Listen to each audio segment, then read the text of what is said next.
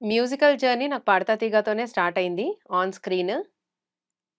భయం భయంగా మైక్ పట్టుకున్న స్వాతి, ఈరోజు నువ్వు ఈ రాక్ స్టార్, లైట్నింగ్ అని చెప్పే వరకు this is my journey. This is me నిజం చెప్పాలంటే. హ్మ్. 'పాడతా తీగ' నేర్పించిన ఆ ఎక్స్‌పీరియన్సెస్ అండ్ లెర్నింగ్స్ తోటి ఈరోజు నేను ఈ పొజిషన్‌లో ఉన్నాను అని నేను చెప్పగలుగుతాను ధైర్యంగా. యాక్చువల్లీ మీది మ్యూజికల్ ఫ్యామిలీయా?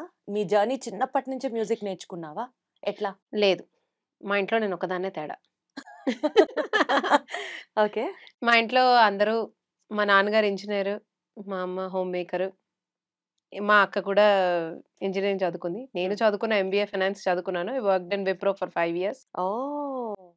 చిన్నప్పటి నుంచి పాడుతూ ఉండేదాన్ని. హ్మ్. అండ్ ఫ్రమ్ 8థ్ క్లాస్ నేను సంగీతం నేర్చుకోవడం స్టార్ట్ చేశాను ప్రొఫెషనల్‌గా. హ్మ్. బట్ ఫస్ట్ నేనేదన్నా రియాలిటీ షోలో పాడింది భక్తి టీవీ 'కీర్తన సంకీర్తన' అని అన్నమాచార్య కీర్తన కాంపిటీషన్ ఒకటి పెట్టింది. హ్మ్.